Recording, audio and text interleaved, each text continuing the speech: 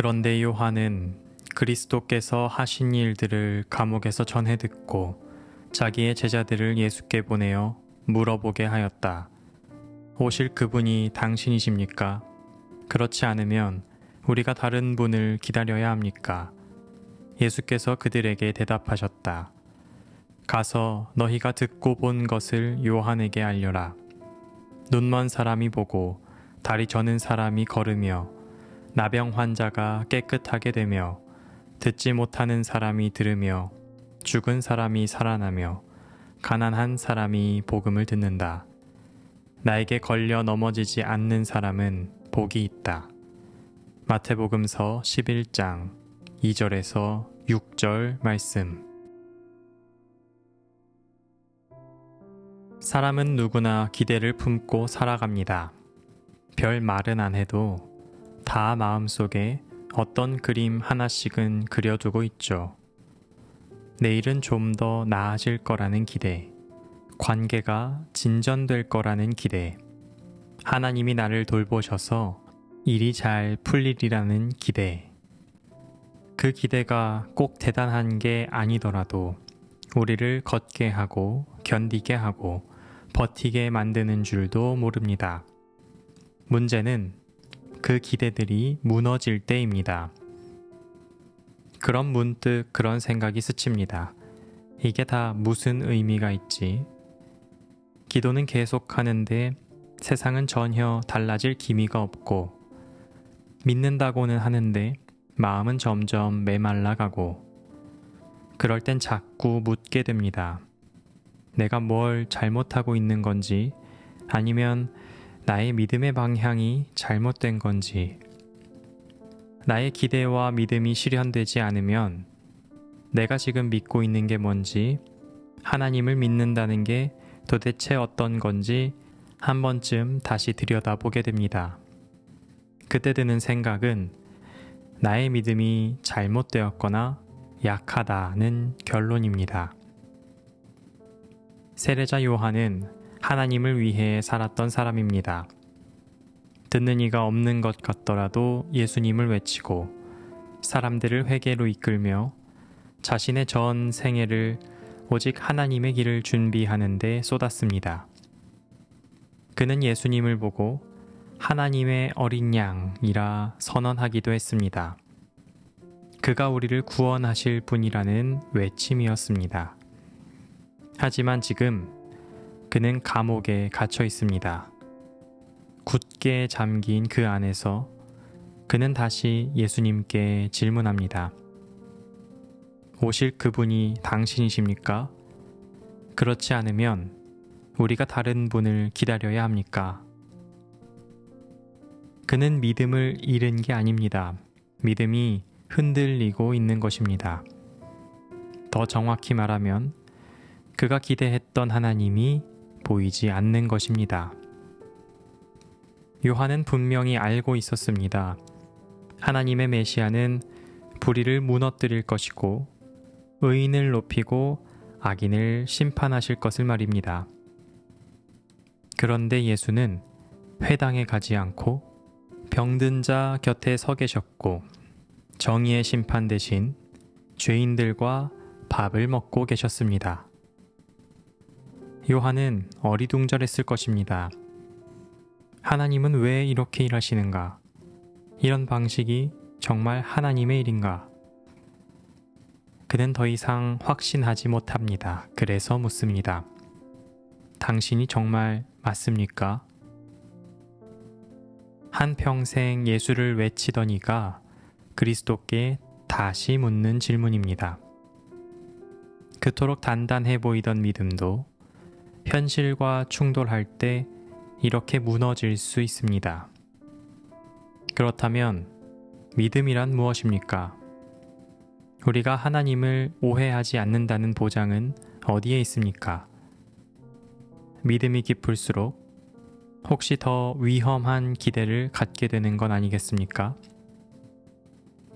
예수는 요한의 질문에 명확하게 그렇다고 대답하지 않으십니다. 대신 5절에서 이렇게 말씀하십니다. 눈먼 사람이 보고 다리 저는 사람이 걸으며 나병 환자가 깨끗하게 되며 듣지 못하는 사람이 들으며 죽은 사람이 살아나며 가난한 사람이 복음을 듣는다. 요한이 기대했던 메시아의 모습은 아니지만 그러나 예수는 말합니다.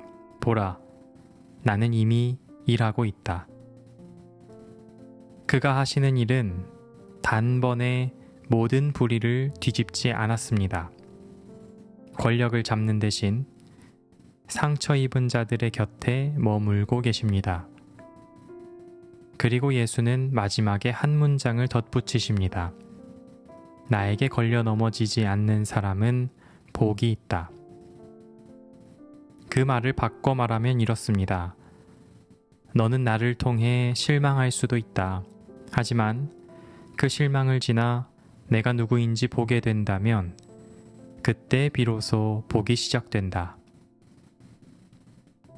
신앙이란 내가 바라는 하나님이 아닌 지금 여기 오신 하나님을 받아들이는 능력입니다.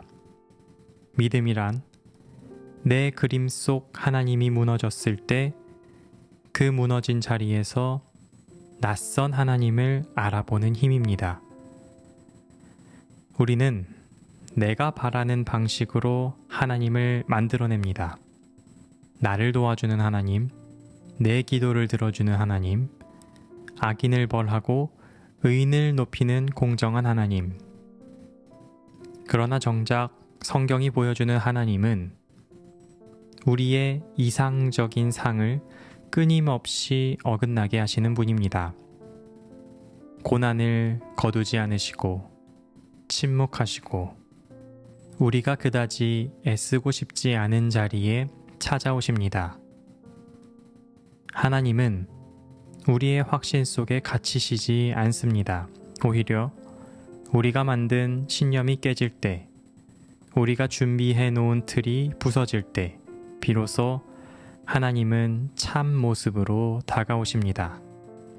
그 자리는 불편하고 혼란스럽습니다. 그러나 그 자리가 계시의 자리입니다. 우리의 확신이 무너지는 그 자리에서 비로소 하나님을 만날 준비가 시작됩니다. 우리가 배운 믿음은 흔들리지 않아야 참 믿음이라 배웠습니다. 불안해하지 않고 의심하지 않고 정해진 대답을 잘 알고 있는 것. 하지만 정작 성경을 보면 믿음을 그렇게 표현하지 않습니다. 오늘 말씀에서도 예수님은 흔들리고 있는 요한을 비난하지 않으셨습니다. 오히려 이렇게 말씀하셨습니다. 여자가 낳은 사람 가운데서 세례자 요한보다 더 큰 인물은 없었다. 자신의 기대와 믿음이 무너지는 것 같은 그 순간에 있는 요한을 향해 예수님은 그가 가장 크다고 말씀하십니다. 신앙은 어떤 확신을 강하게 붙잡는 거라기보다 불확실한 땅을 계속해서 걷는 용기에 더 가깝습니다.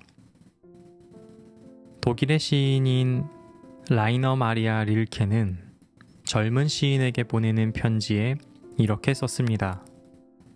인내가 전부입니다.